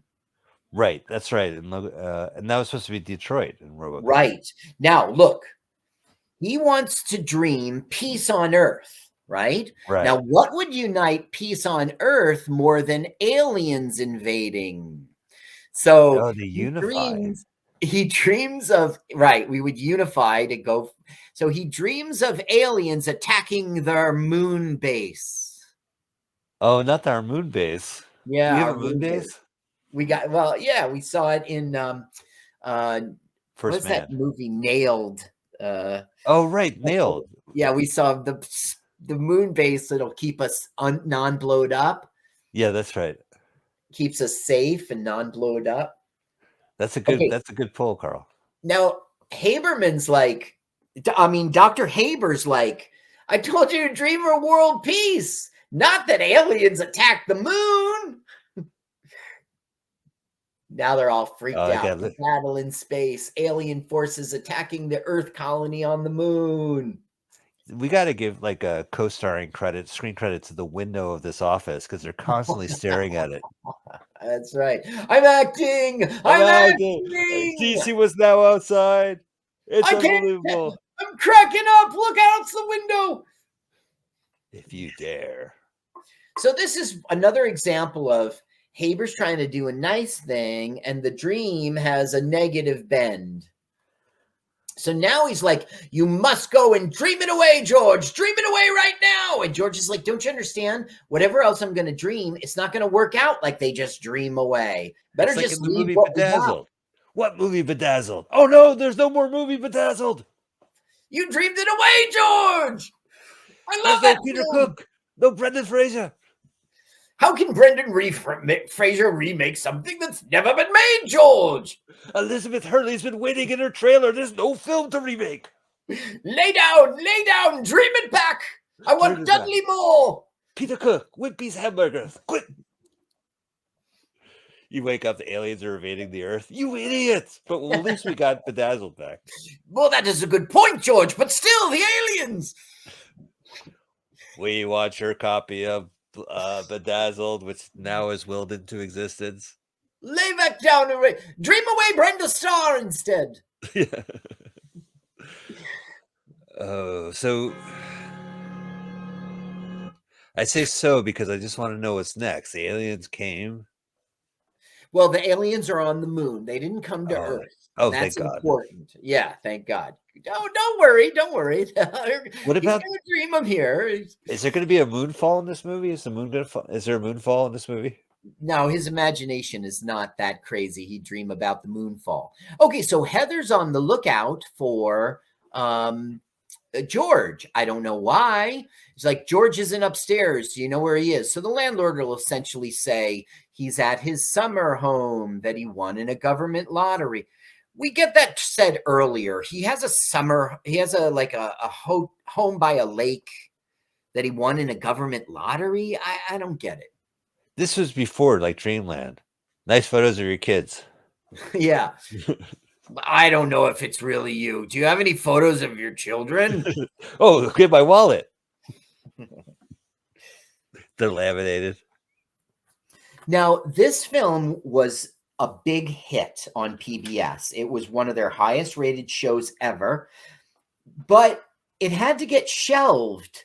Okay, let's see. I think it went to, where is it? It won a Hugo Award. That's science fiction. Okay, after its initial broadcast in 1980, Lathe was occasionally showed over the next 8 years. But PBS rights to rebroadcast expired in 1988. Then they have a Beatles song in here. I get by with a little help from my friends, and it plays into the plot. Right. And like, I don't know, Michael Jackson, whoever owned the Beatles things were like, nah, you can't use that shit. You got to pay us. So they worked out a deal where they paid them much less money to have another artist record. Yes. And so that's why this thing was shelved. Deal was struck in 2000 and this came back. Oh, that's great. So this version would probably have, well, I don't know. Yes, it will have the cover version. Yeah. It's interesting. Yeah, that's kind of dangerous. Television didn't really figure that out with songs because they were able to get the rights for that broadcast, you know? Well, they didn't have the rights at the time. It's just that the Beatles didn't say shit. Right. Yeah. And then in 1988, the thing, it just expired. And then they were going to go to re-up that. And the Beatles people, the Beatles had to negotiate a special agreement with the composer of the film's score, a deal with the Beatles recording out, which is an integral plot point. A cover version replaces the Beatles' own recording, which would have taken too long to clear and cost an arm and a leg. 20 years because of a copyright issue. Once the issue was resolved, the film was cleaned up. 2-inch quadruplex videotape. I don't know. It was rebroadcast released to DVD with an interview of Ursula Le Guin by Bill Moyers. Wow. Which aired with the rebroadcast. And I already told you about how the original was lost. Yeah. Yeah. So, you know, out of all the bands you could pick, He picked Taking the a Beatles. song from the Beatles is pretty ballsy because that Well, it was definitely will bite you back. it was in the book because it Right. fit into the plot. I don't know. Okay, so now they're making a big fucking mistake. They're like, we don't need this doctor. We'll just dream everything peacefully. I'll hypnotize you. But it's the same thing, of course. He's going to dream whatever he dreams. They like spilled mercury on the ground. Don't worry about it. I got it. I'll pick it up. I guess maybe not mercury. So he goes, dream about like the world being nice and a healthy place, and everything is okay, and there's no more aliens on the moon. Tomorrow, when you awaken, you will feel rested and well. Now, go to sleep. Now, she doesn't say Antwerp. That's the key word. Oh, right. So he's never going to come out. This is like, things are bad when Leonardo DiCaprio shows up in your dream. Now, we're going to see a little bit of dick. Now, we're only going to see it for 1 second, and it's just the little cap of the head. Okay, so be on the lookout for a dong. The mushroom cloud. Right. Now, this is Bruce Davison's dong. It's for real. Okay. Now, We're going to see PBS. We're going to see the sea turtle again, and after the sea turtle cuts away, he's going to get up, and we'll see the dong. Okay, here we go. Here we go now. He's getting up, and when he's getting up, all right. Watch his crotch area. Okay, that's the second turtle. And oh, there it is. It's gone. Wow. Did you catch it? I did. Although I was looking at his ass too. I think it must be impressive. Okay, this is the alien. Oh, for who invaded the moon base? Yes, this is his dream. Now, look where they're coming. They're coming to Earth? Yeah. To Pittsburgh? You idiot. To Portland. Oh, Portland. I don't know where they're coming. They're invading the Earth, and we're gonna try to battle them. Is this the West Germany footage, maybe? Yeah, maybe. From PBS West Germany. Look at that effect. They just did a saucer, just light. I've seen better ELO covers. Yeah, that's right. That's a good call. Chicago has a better UFO undercover. So now it's like, wake up, wait. Now, check out this wacky ass car outside. Now, it's so 70s, but it's so 70s trying to look modern. So I think that's why they used it. See it? Yeah, it's a little compact sports car. Sports car? No, Michael. That's no sports car. It's like a smart car kind of thing. Oh, I see. It looks like a sneaker from the 70s. A what? A sneaker. Yeah. There was a book that mentioned that I think it was a Lampoon thing, that the car looks like a sneaker. So now they're saying they have to go to Haber because, okay, on the radio we're hearing that we have anti-defense, anti-alien bombs, but they have a device that can control the bombs, and they're blowing them up, blowing themselves up. Oh, no. So there's no hope for Earth. There's no hope for Earth, and the escalator is out of order. Now they're running. It's temporarily stairs, as what's that comedian would say? Mitch Hedberg. Hedberg joke. So they're running to see. Now, why do they think they need to see Haberman? You see, I told you this would happen. But Haberman doesn't know. He wasn't in the room when he dreamt it. I'm sorry, I mean Haber. Yeah, that's a good point, Mike. That's a good point. I had let that go in the point of that plot right point. At this point. Yeah, because you're suspending disbelief because it's hard, but you know what? Honestly, he must understand. It's like a Russian doll that he's aware of certain changes, but there's certain changes that he might not be aware of. So if whenever this guy approaches him and says, Willard says, hey, there's something up with Ben, he's going to have to take him at face value because he may not know something that may have occurred. So he just thinks there's an alien invasion. George walks in the door and he goes, "You're behind this, you dummy." Oh, you mean the aliens attacking the Earth and not our moon base? It's always been that way. Look how they skip the step of make yourself comfortable, lie prone, just fucking We go to know, sleep, we bitch. know. Well, we have to get to the news hour at 10, so they got to wrap Okay, this movie now up. turn it on. He's dreaming peace, and an alien shows up. Of course, finally someone shows up.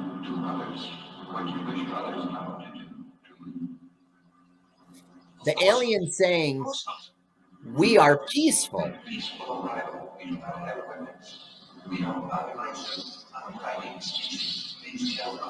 Exterminate. I can't control the Air Force, George. George!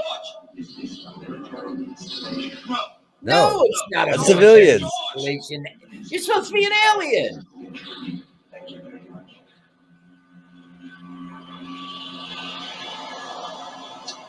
Well, Well, mission accomplished. They're nice aliens now.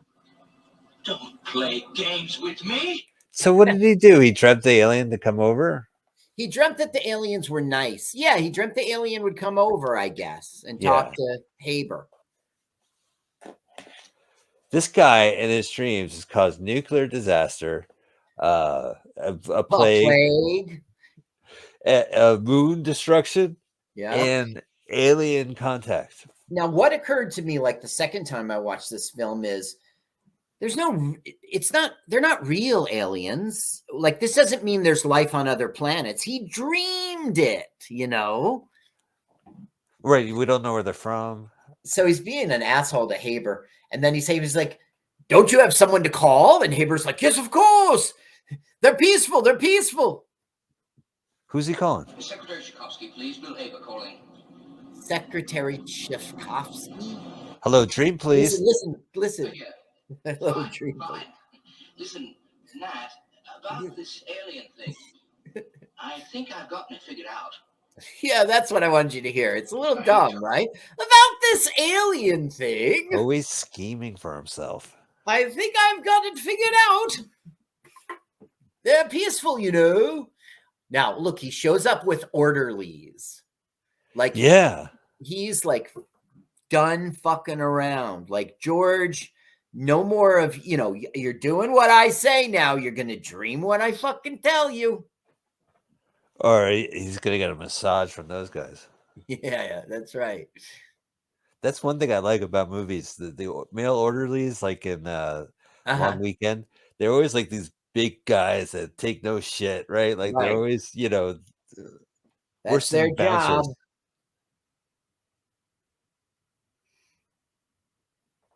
Action movies like the Henchmen, they're indispensable. They're gonna get a bullet in the eyes, but these guys, you can't fuck with these guys. That's right. You're not going to kill them. You might best them at some point in the plot, but throughout most of the film. Remember in Buckaroo Banzai, he was like, "Laugh while you can, monkey boy." Remember that? Yeah, John Lithgow. The orderly was like, "Hey, maybe I just got warned about something to come." That's good. He was a good orderly. That guy was Better Call Saul guy, Mike. Oh, that's right. That's right. Ehrmantraut. Yeah. Yeah. A young guy, Mike. So now this must be West Germany. I doubt it. I think it's Dallas. But he's saying, I now almost know how to cure you and how to make your affective dreams go away. Okay, so just a few more sessions and I'll have it, because I've been monitoring your brain as you get the whammy jammy. Okay, Ursula Le Guin, best known for her works on speculative fiction, including science fiction's work set in her universe, Earthsea fantasy series, first published in 1959. Wow. I think I told you everything about her. I told you this only had $250,000 budget, released January 9. January 9, 1980. Yes. God, that's so exciting. Is it? Why? Because it's like the 70s were over. And boom, they're kicking, it's still 70s and stuff. They were over in number only, right? I mean, there was a transition. This is like the brand new month. Listen, if the world was perfect, 1960 to 1969 would have been the hippies. Right. right? 70 to 75 would have been like Splitting the decade up. well, I mean, yeah, Yeah. like the hippies were around from like 66 to They were beatniks. 75. Don't forget beatniks, man. Beatniks became hippies. Yeah, that's right. Begat. It Begat, was right. You're it was the exactly. early 60s scene. The numbers just fall when they fall, you Right. know. It would have in 1980 it should have been Jimmy Carter in the White House with Battle of the Network Stars, and it just doesn't. Oh, that's his birthday, by the way. George Orr, the real actor. Oh. Is that interesting? The internet thought it was interesting. I think that's interesting. He's in great physical shape, obviously. This is not the first time his shirt's off. And we saw him for Bone. We saw him mushroom cap. We saw everything about Bruce. We saw his mushroom cap. Okay, so he's dreaming again, and like this time, I forget what he suggested. What did he suggest? Oh, it is an interruption. Focal. Right. Damn it, he's trying to fight me. He's trying to fight me. Patient resisting. In case I don't realize it's saying on the screen. That chicken brain of yours. That's what he said. Take him down all the way. So I remember why I don't know. He didn't suggest yet. What he's about to suggest after George is under control, because he's resisting, is a world with no racial troubles. Everyone's homogenized into like the same race. Okay, turn it up, because here's the title of our film. Lose you, George. But you leave me no choice. You lathe me no choice. You lathe me no choice. We call the sons of heaven. Those who heaven helps, we call the sons of heaven. They do not reason by using reason. What cannot be understood is a high attainment. Those who cannot do it will be destroyed. Those who cannot attain it will be destroyed on the lathe of heaven. The lathe of heaven. That's our. I getcha. Pretty heavy stuff. I guess probably in the book it was. Here it seems a little. Well, if we actually read Ursula Le Guin's stuff and came in on the show, we'd be like, this book, I'll tell you that this book went this direction, this book went that direction. And it was a fan service when they quoted this line directly, even though it didn't work as a movie. It was cool to see it from the book. Now, I care about research for this show, but I'm not reading The Lathe of Heaven by Ursula Le Guin in the Earthsea series to get ready. Oh, yeah, you have to read the entire series to get ready. Yeah. What's funny is the night that this was first broadcast on PBS, there's this major power outage in the Pacific Northwest. You know, she could not watch her own film. Take that. Mount Hood did not want to get snuffed. Oh, look at this. Straight out of Star Trek, right? Now, this is all Twilight Zone too. This idea of wish fulfillment, and it's got awful consequences. Now, look, I don't think it's very good. They're all gray, but clearly we have African American and Asian people, right? But so they're gray. Everyone's gray. But it didn't make race go away. They're just all gray. So now it would be where you come from, not your color. It would be. I think the film falls short there. They should have made some like ethnically ambiguous people gray, I think. But in this film right now, in this story, is there like a caveat to this, or like everything's good now? No, everything's good in terms of the races. He's cured.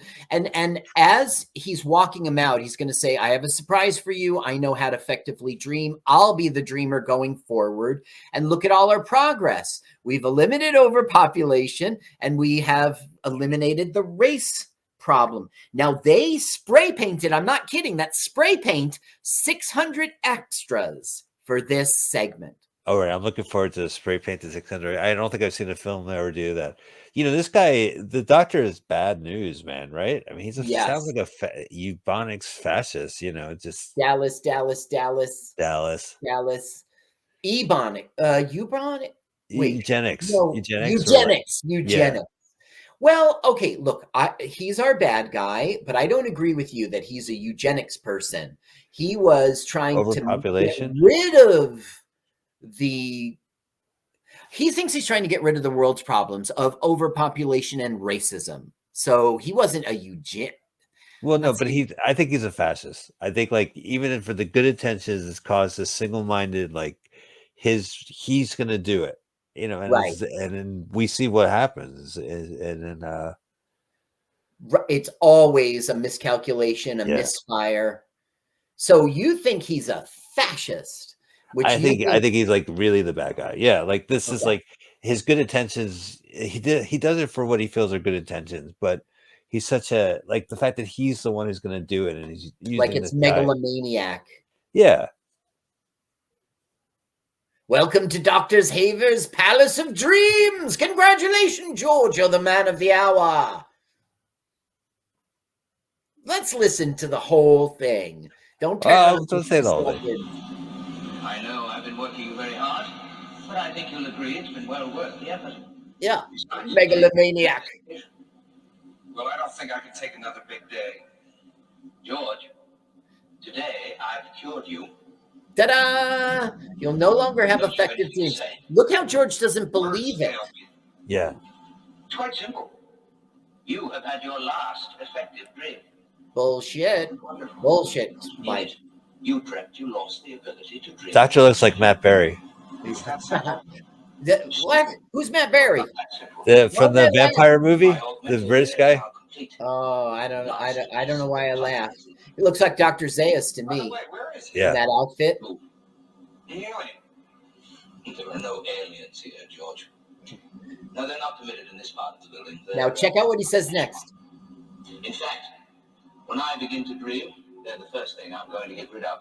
You're gonna begin to dream? Is that what you've been up to all this time? That's right, George. The burden is now off your shoulders.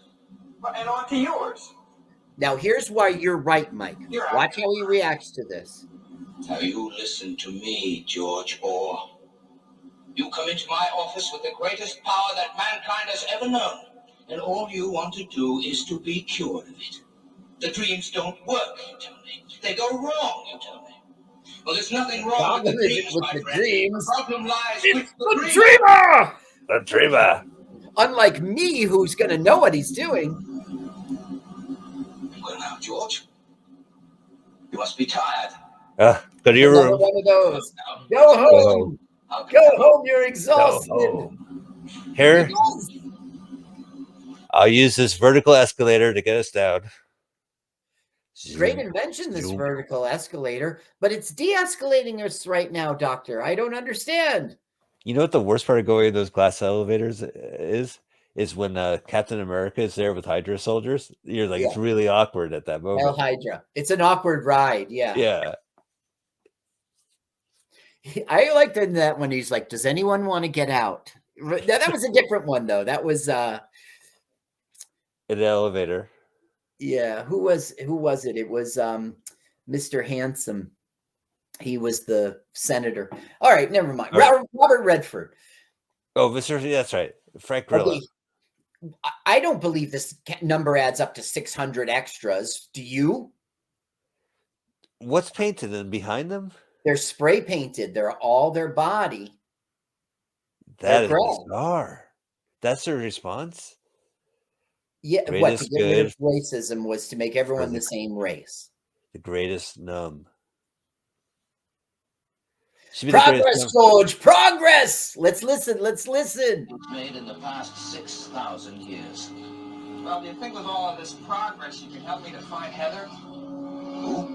Who? Heather LaBox. My attorney. Oh, yes. Okay, you can stop listening now because we missed it. I wanted to prove you right. How he is like his intentions are good, but he's conceited and he thinks he's the only one who can do it. So it's megalomania-ish. And it's at the expense of of humanity. Every decision he's made. Yep. His overpopulation was to kill half the people. Yeah, but in fairness to him, and he's our bad guy, I don't really want to be fair to him, but in fairness to him, he did not tell George to dream. He just told him to get rid of overpopulation. Right. And that's you kind of say, what else yeah. could he do but kill people? But I'm telling you, there could be some other scenarios. I went through a few of them. Why are those people standing around like soldiers? They're spray painted, right? Yes. That is weird. Why use 600 people? Why not use extras over and over? They're in different scenes. They are the best background actors I've seen in a movie. Yeah, actually, speaking of Marvel movies, they could save a pretty penny with the spray paint. Absolutely. Yeah.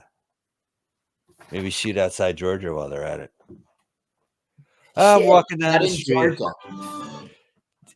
Does he have a car lease in this world?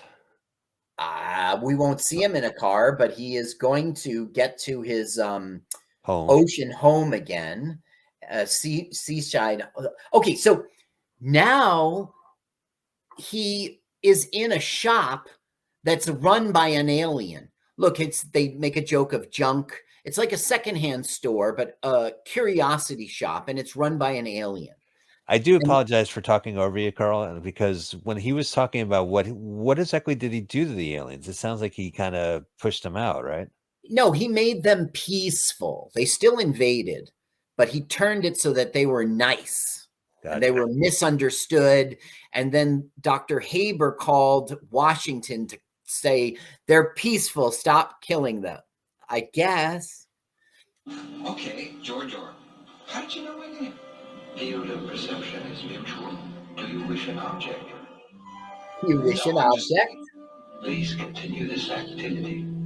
Now he's going to suggest an object that will help George. How does he know? Let's listen. Delage. Do you seek Delage? Yes, I've lost her. Person sought can be found.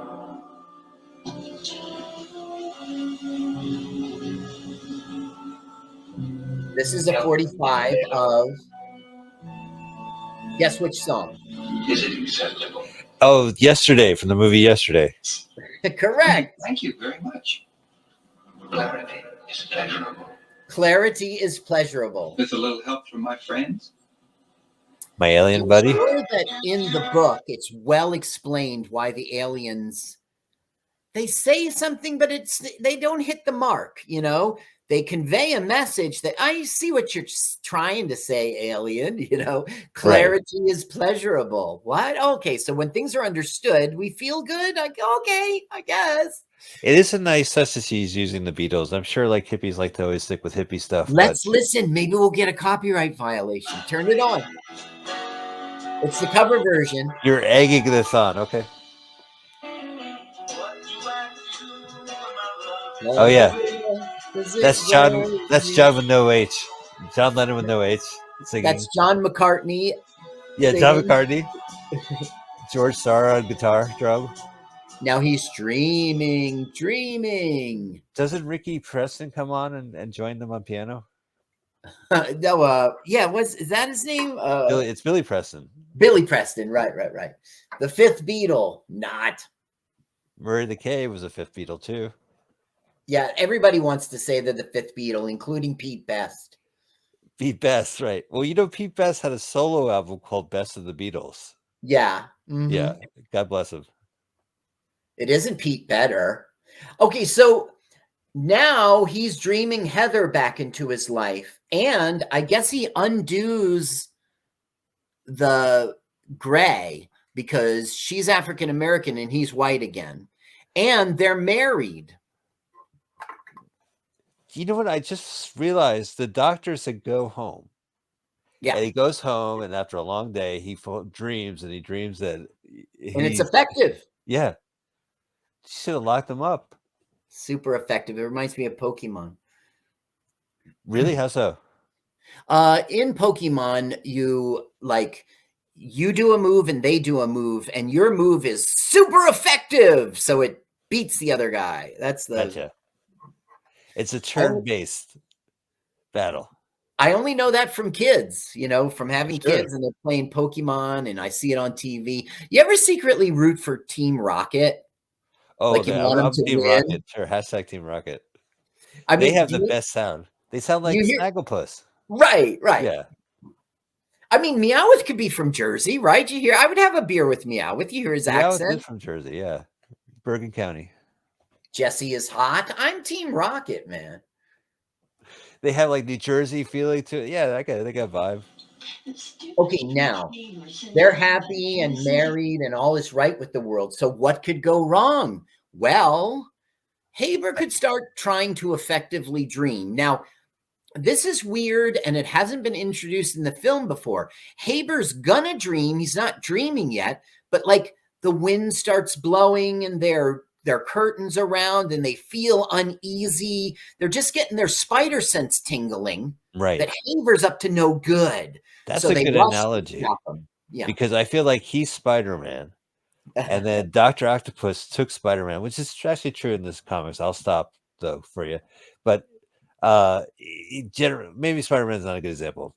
But basically by the way, Mike, okay, go ahead. But No, go ahead. I know they're doing it now. I got to say it now. Turn up the sound. These two actors are truly sexually aroused right now. Yes, they're acting, but they are loving it. Check it out. You can hear the tender kissing. Let's listen.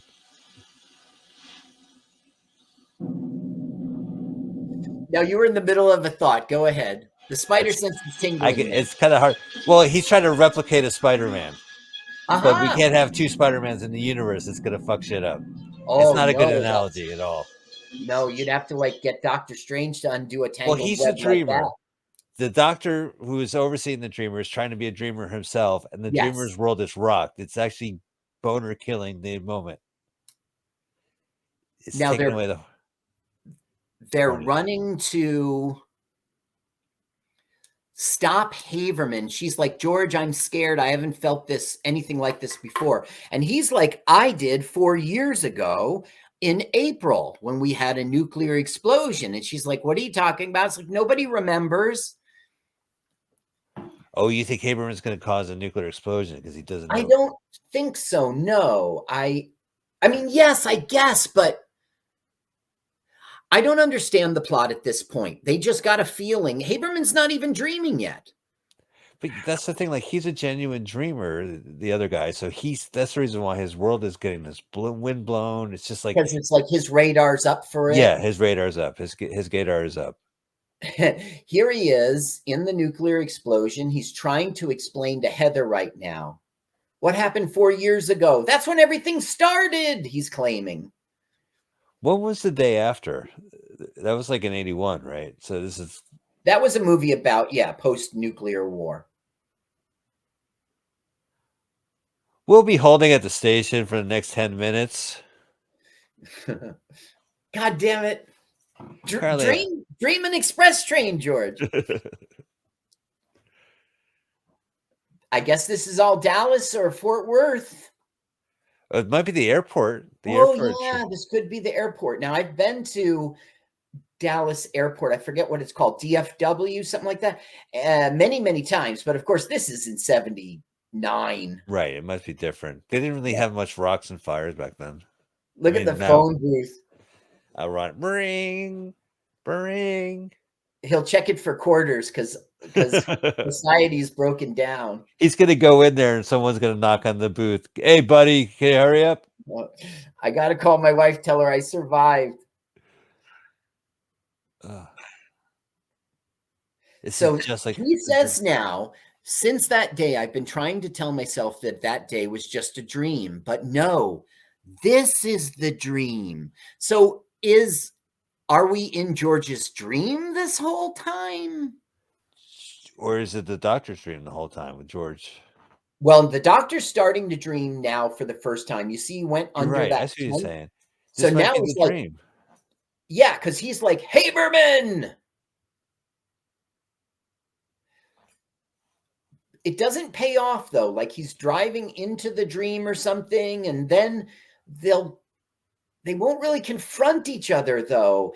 It doesn't make sense what he's dreaming or what happens, but somehow he knows about the April nuclear disaster. Well, at one point he woke up, he was in reality, and now he's kind of entering the dream. Or maybe he never woke up. He's Ah, now look. We have lava stuff now. It doesn't make right. sense to me because it's supposed to be about nuclear war, and now we're going to see volcanoes and such. It makes total Other sense. The floor is lava. okay. Does that make sense? Floor is lava. Um,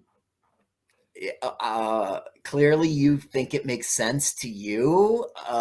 What is the floor is lava? That's the game where you can't touch the floor. The floor is lava, so you have to jump from the couch to a chair. Oh, I see. As a child, like Yeah, I remember that. Okay, so I guess he's in the dream right now, and they're sharing a dream space or something. right. Yeah, a dreamscape. I don't understand how this film ends, and Now this looks like an airport. now why he's getting up from his platform, but he's like still in the dream. You Now, know, yeah, they gotta fix the escalator. PBS can't afford the escalator on. now this is a laser that was popular that came out in the 70s, this laser light. And we're going to see them in the tube of laser light for a while. And it's all because they didn't have much budget. Well, it still works, get the moody Mhm. music. They did what they needed to do. They did Right. okay with the budget they had. So the only person who does the dreams is George, but the doctor he goes to figures out how to harness it himself. So I think Yes, what's happening is that because the two are connected in a way that their dream and reality are connecting, because this is going to cause a nuclear annihilation. I think you're right. This Well, is it's where, going to and cause it. I don't know if it's going to cause but it you're right. Like because, he's been dreaming this is going to happen, and it might be revealed that this whole thing has been this dream, and now he's approaching the moment. well, it won't get revealed because George will be back in reality with Heather. Is he going to stop the? Wow! The floor is lava, Doctor. Welcome to Fantasia. This is more like $2.01 than 2001. This is Whoa! all unexplained. What's going on here? This is stock footage from Kodak video cassette. No, this is them. This is stock footage. The lightning. This is like one of those weird hallways in some office building in Manhattan. Like they had like public light.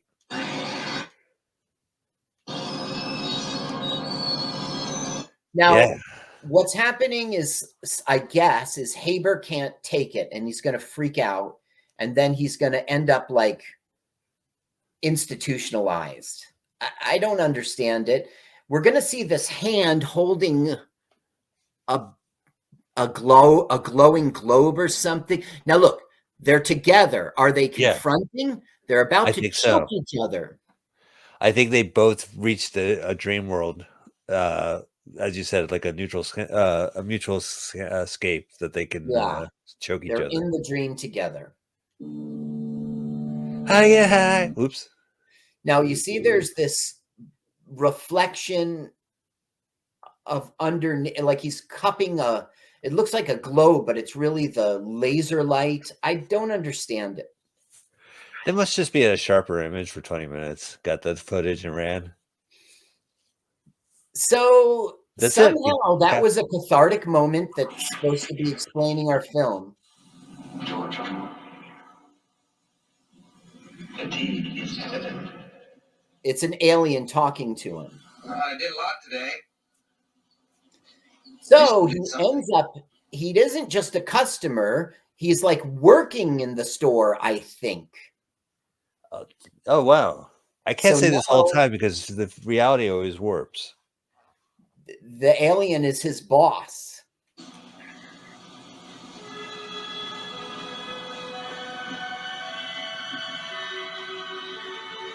George, I wanted this by Tuesday. Do you He's a have the nice Haberman guy. report? I'm still working on it, boss. Now, Heather is browsing in a shop. She is a customer. And he's like, Heather? And she's like, you know me? He doesn't know him. Metal long time ago. You're a lawyer, right? In this reality, yes. So I gotta say, this is a dud the way the movie ends. It doesn't really resolve itself or explain itself. You know, I think the ending was supposed to be like Haber going against George, maybe Right. in that dreamscape, like you said. I was wondering if I could return the favor. Can I take you to lunch? Well, thank you, but I mean, if you have the time. okay. So she's asked Heather out on a date. They're going to Right. start walking to their date. And who are they going to bump into but? Haberman. Correct. Thanks. Hey, boss, can I take a lunch break? Yes. Listen. Oh, we missed it. Oh, what did he say? The alien goes, leaving means you must return. Like, you know, you're on Okay, the clock, boss. buddy. Take your lunch break, but You must return. It Yeah. means you must return. Haber? Dr. Haber? Hey, can you do me a Haber, I man? don't think he can hear you. do me a Haber. What happened to Would you? Nobody seems to know exactly. He was on the verge of an enormous discovery, With his whammy jammy machine. a breakdown, ever since the night that everything fell apart, you know? And he goes, you saw the nuclear explosion. Listen. Yeah. You've seen it, haven't you? The world after April. Now Haberman like snaps out of it for a second as if he's going to respond, but doesn't.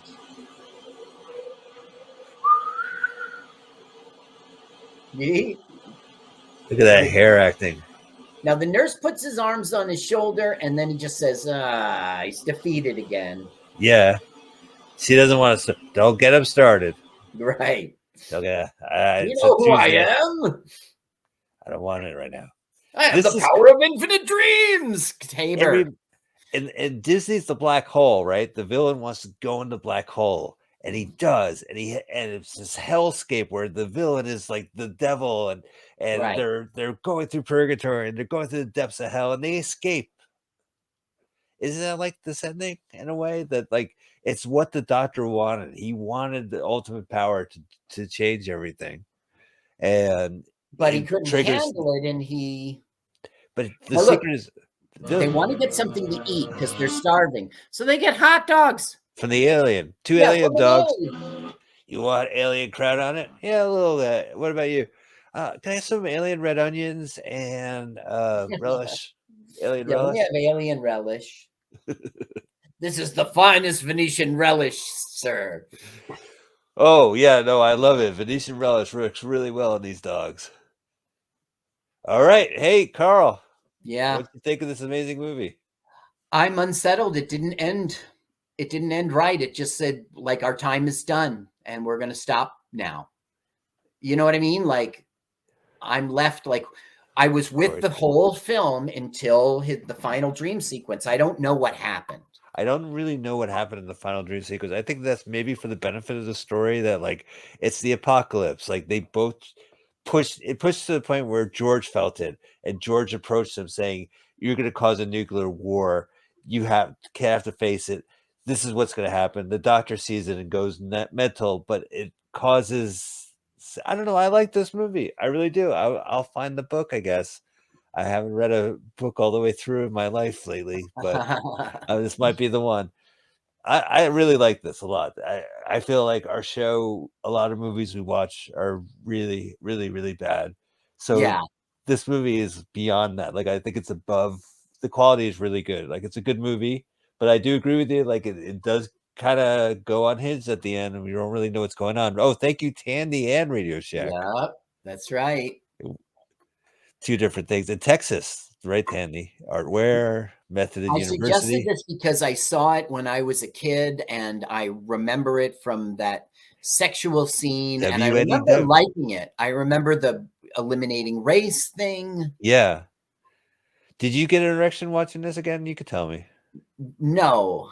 Today we live in a world of internet pornography, and I did not get an erection watching a smack in the face from a boob grab. No. I gotta learn more about Ursula Le Guin. I always knew of her. I just never read her stuff. I never really read. If it's a comic book, sure. Carl, thank you so much, man. Thank Great you. research, great movie pick, great everything. I am now Thanks, man. going into a Ursula Le Guin rabbit hole and learn more. The more you know. I'm going to my local library. So we'll see you guys next Sunday. Until then, bye.